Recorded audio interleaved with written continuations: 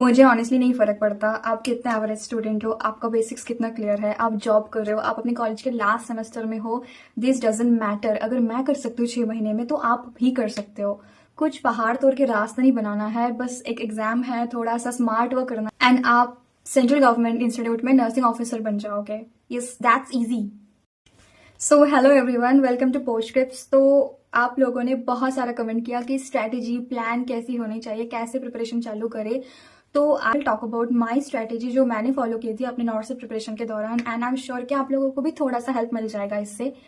तो वीडियो थोड़ा सा लंबा होने वाला है, तो मेक श्योर आप लास्ट तक देखें। तो मैं यहाँ पे कुछ 4-5 पिलर्स के बारे में बात करूंगी जो मेरे प्रिपरेशन के दौरान मुझे बहुत ज्यादा हेल्पफुल लगा था। So starting with PYQ. PYQs are liquid gold. आप कुछ पढ़ो चाहे नहीं पढ़ो, पीवाईक्यूज आपके फिंगर टिप्स पे होनी चाहिए।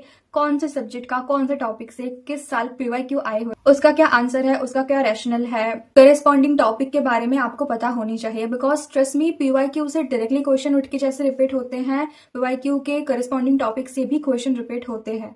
तो पीवाईक्यू तो non negotiable, it is a must. तो पीवाईक्यू कहाँ से करें? तो वैसे तो पीवाईक्यूज के बहुत सारे फ्री पीडीएफ्स आपको इधर उधर मिल जाएंगे। आप कोई कोचिंग इंस्टीट्यूशन से टेस्ट सीरीज बाय कर रहे हो तो उधर भी आपको पीवाईक्यू का सेक्शन मिल जाएगा जो कि सॉल्व किया हुआ रैशनल के साथ रहेगा। या फिर आप मुझसे पूछोगे तो मैं पर्सनली ये बुक फॉलो करती थी, mission old paper by mission high. यहाँ पे आपको आरआरबी से लेके नॉर्थ सेट, एचजीपीजीआई, केजीएमयू, जितने भी नर्सिंग एग्जाम्स होते हैं सबके पीवाईक्यूज सेक्शन वाइज देख के रखा है, तो ये बहुत हेल्पफुल है।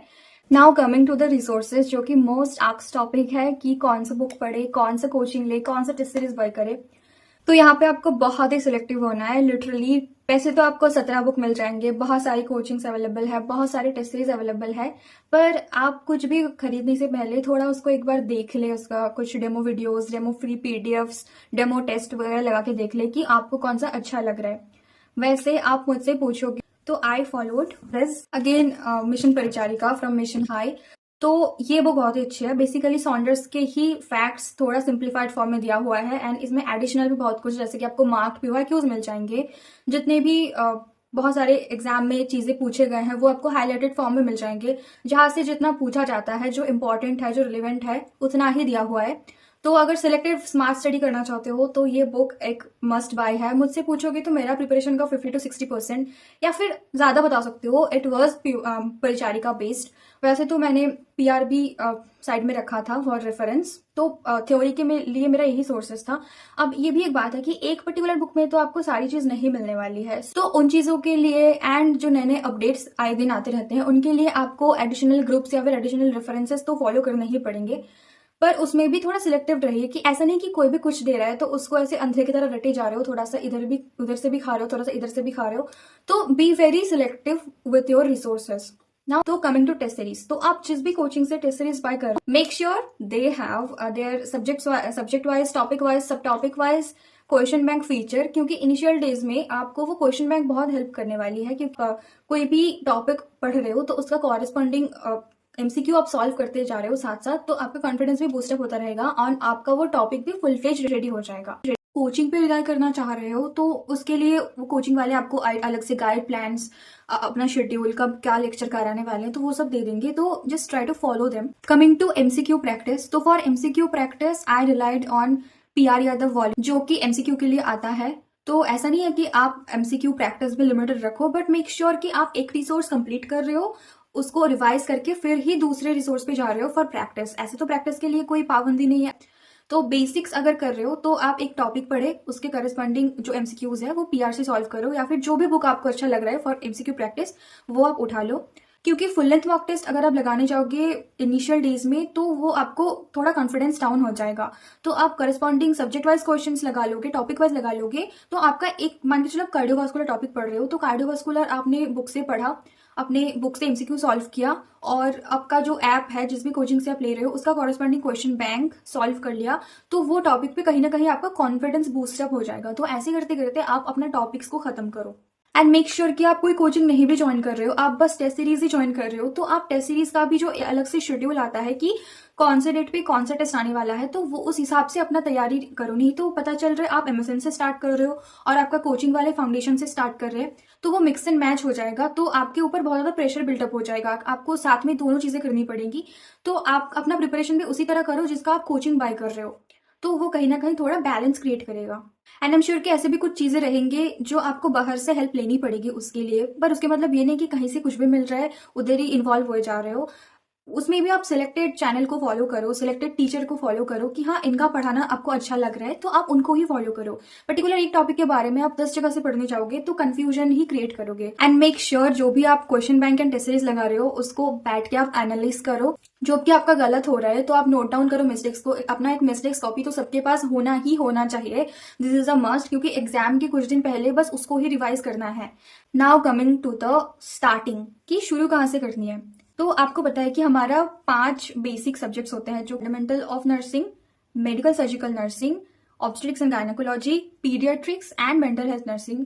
तो ये 5 तो आपको करने ही करने हैं विद अटमोस्ट इंपॉर्टेंस। तो फिर मैं आपको सजेस्ट करूंगी कि स्टार्ट विद फंडामेंटल्स, क्योंकि वो थोड़ा सा इजी रहता है और फंडामेंटल्स में हमारा बेस भी थोड़ा सा बेटर रहता है रादर देन अदर सब्जेक्ट, क्योंकि हम क्लिनिकल में भी काम कर चुके होते हैं सब। ऐसे चाहो तो आप किसी भी सब्जेक्ट से स्टार्ट कर सकते हो, पर अगर आप बिगिनर हो, आपको कुछ समझ नहीं आ रहा, तो so start with fundamental of nursing and then go like MSN, उसके बाद gynae, paedia and mental health.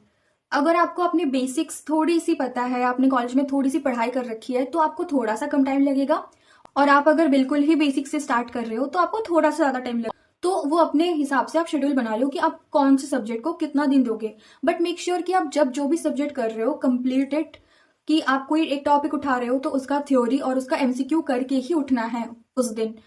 तो ऐसे छोटे छोटे पार्ट्स में चीजों को बांट लो तो आपकी प्रिपरेशन कहीं ना कहीं बहुत आसान हो जाएगी। फिर आता है रिवीजन, जो कि बहुत बड़ा रोल प्ले करता है। ऐसा नहीं कि आप पढ़ते जा रहे हो और पीछे से भूलते जा रहे हो, ऐसा बिल्कुल नहीं करना है। हम मोस्टली क्या करते हैं कि we focus on learning new things so much कि हम पिछले क्या पढ़े हैं उसको कितना रिटेन हुआ, उसको रिवीजन हुआ या नहीं, वो याद है भी या नहीं, उसका प्रैक्टिस हुआ या नहीं, इस पे फोकस ही नहीं करते हैं। और एग्जाम के टाइम पे जाके सब खिचड़ी पक जाता है, कुछ समझ नहीं आता, ऐसा लगता है ये तो पढ़ा था पर याद ही नहीं है, पढ़ा हुआ चीज भूल गई।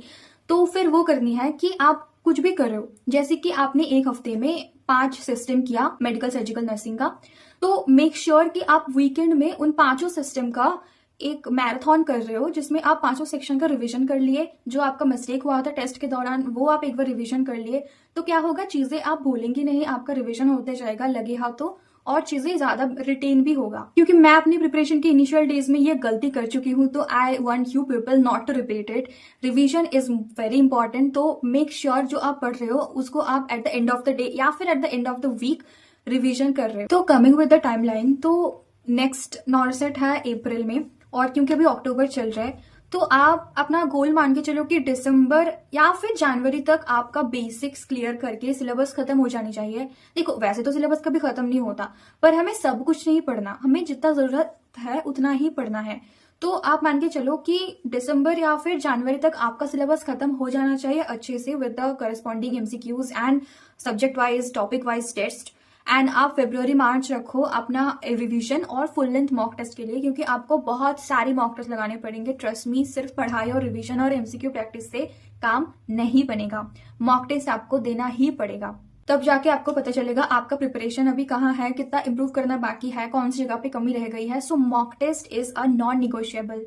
एंड इसी बीच में आपको अपना माइनर सब्जेक्ट्स पे भी ध्यान देना है, जैसे कि pharma, microbiology, nutrition, research management, क्योंकि ये 5 मेन सब्जेक्ट आपका कॉन्फिडेंस एंड नॉलेज तो बूस्ट करेगा, पर आपका रैंक भी बूस्ट हो इसके लिए आपको माइनर सब्जेक्ट्स करने ही पड़ेंगे। तो जितने भी 2-4 क्वेश्चंस या फिर ज्यादा इससे आएंगे तो वो ही आपका रैंक में कहीं ना कहीं एक डिफरेंस लाएगा। नाउ कमिंग टू आप अपना डे कैसे प्लान करोगे, तो कुछ लोगों को सुबह उठते ही फ्रेश माइंड में एमसीक्यू सॉल्व करना अच्छा लगता है, कुछ को थ्योरी पढ़ना अच्छा लगता है। मुझे पर्सनली सुबह उठ के मेरा फ्रेश माइंड के साथ मुझे थ्योरी पढ़ना अच्छा लगता था, क्योंकि मैं चीजें ज्यादा ग्रैस्प कर पाती थी। तो आप अपना हिसाब से देख लो, अगर आपको भी मेरी तरह सुबह उठ के थ्योरी पढ़ना अच्छा लगता है तो 2-3 घंटा निकाल लो थ्योरी के लिए। देन आफ्टरनून में आप एमसीक्यू प्रैक्टिस करो करस्पॉन्डिंग टॉपिक या सब्जेक्ट का, एंड अपना मिस्टेक्स एनालाइज करो। तो ऐसे करके मेक श्योर कि आप एक एक दिन में एक एक मेजर मेजर टॉपिक कवर कर रहे हो। वैसे तो नॉर्सेट आपका कॉन्सेप्ट चेक करता है, पर जैसे कि इस बार का पेपर था, काफी सारे question single line fact based थे, तो कहीं ना कहीं वो बैलेंस बनी रहनी चाहिए कि आपका कॉन्सेप्ट भी क्लियर होनी चाहिए एंड आपका फैक्ट बेस्ड क्वेश्चन भी करना आना चाहिए। Another very important aspect is MCQ practice. तो बहुत लोग होते हैं जो बस पढ़ते रहते हैं, एमसीक्यू उतना प्रैक्टिस नहीं करते। तो MCQ practice is a very crucial thing. आपको एमसीक्यू प्रैक्टिस करना आना चाहिए, आपका क्वेश्चन का पैटर्न समझना आना चाहिए, क्योंकि ऐसे बहुत सारे क्वेश्चन होते हैं जहां पे आपको नॉलेज नहीं जरूरत होती, आप कॉमन सेंस से कर सकते हो, आप ऑप्शंस एलिमिनेट करके कर सकते हो। क्वेश्चन आप ठीक से पढ़ लिए तो आप अपना अंडरस्टैंडिंग से भी कर सकते हो। तो solving questions is a art, तो ये स्किल आपको होनी चाहिए और इसके लिए आप ज्यादा से ज्यादा एमसीक्यू प्रैक्टिस करो। And last thing is your hand written notes. आप कोचिंग से पढ़ाई कर रहे हो, आप सेल्फ स्टडी कर रहे हो बुक से, आपका एक कॉपी होनी चाहिए जहां पे आपको जो चीजें इंपॉर्टेंट लग रही है, जो कि थोड़ा वोलेटाइल टॉपिक है, जो कि आप जल्दी भूल जाते हो, तो उसको आप एक कॉपी में लिखो, एक फ्लैश कार्ड के, क्योंकि ये हैंड रिटन नोट्स रिवीजन के टाइम पे बहुत काम आते हैं, स्पेशली एग्जाम के एकदम पहले। तो यही हैंडमेड नोट्स आपको पढ़ने होंगे। एंड सबसे ज्यादा इंपॉर्टेंट चीज है कंसिस्टेंसी। मैं कोई दिन में 12-14 घंटे नहीं पढ़ती थी, पर मैं जितना भी पढ़ती थी आई मेक श्योर कि वो मैं रिटेन कर रही हूँ एंड मैं क्वालिटी कंटेंट पढ़ रही हूँ। ऐसा नहीं है कि आपको हमेशा सेम ही कंसिस्टेंसी पे चलोगे, कभी आप 100% दे पाओगे, कभी आप 20% पे रुक जाओगे। That's okay, we all have bad days. उन दिनों में दुखी नहीं होना, बट ठीक है, 20% भी आप कर रहे हो ना, तो वो 0% से ज्यादा ही है। तो आप 10, 20, 30 जितना भी कर पा रहे हो, थोड़ा सा करो कि आपका वो फ्लो बना रहे। एंड जैसे कि मैंने पिछले वीडियो में बोला था, मेंटल हेल्थ का बहुत ज्यादा ध्यान देना है, क्योंकि आपका दिमाग ही है जो लॉन्ग टर्म में आपका साथ देगा। तो इसको थोड़ा डेलिकेटली हैंडल करो। तो मेक श्योर कि आप ब्रेक्स ले रहे हो बीच बीच में, बहुत ज्यादा बर्नआउट नहीं हो रहे हो, आप अपना रिफ्रेशमेंट का भी ध्यान रख रहे हो। तो या दैट्स ऑल अबाउट टुडे। तो एक वीडियो में मैंने बहुत सारा इन्फॉर्मेशन देने की कोशिश तो की है, पर फिर भी अगर आपको कुछ भी क्वेरी हो तो आप कमेंट में मुझसे पूछ सकते हो। And last but not the least, इस जर्नी के दौरान आपको बहुत सी जगह पे बहुत सी चीजें देखने को मिलेंगे। कोई बोलेगा ये पढ़ लो हो जाएगा, कोई बोलेगा वो पढ़ लो हो जाएगा, पर उन सब में बिल्कुल भी नहीं भटकना है। आपको आपके खुद के स्ट्रैटेजी और खुद के रिसोर्स पे भरोसा रखना है। This is the most important thing, क्योंकि फियर ऑफ मिसिंग आउट में जीते रहते हैं, ये छूट रहा है वो छूट रहे हैं, तो इस ट्रैप में बिल्कुल नहीं पड़ना है। आप जहां से भी पढ़ रहे हो, जिस भी कोचिंग से, जिस भी बुक से आप कर रहे हो, उस पर फेथ रखो, एक ही चीज पढ़ो, बार बार पढ़ो, क्वेश्चन लगाओ, and I wish you all the very best कि अगले अटेम्प्ट में आपका अच्छे से निकल जाए। Hope this video was helpful. आपको अच्छा लगे तो थोड़ा लाइक शेयर कमेंट करके मुझे भी एनकरेज कीजिएगा, ताकि मैं अगले दिनों में आपके लिए कुछ अच्छा कंटेंट बना सकूं, जो कि आपके प्रिपरेशन का जर्नी को थोड़ा सा और ईजी कर दे। So that was all for today and thanks for watching.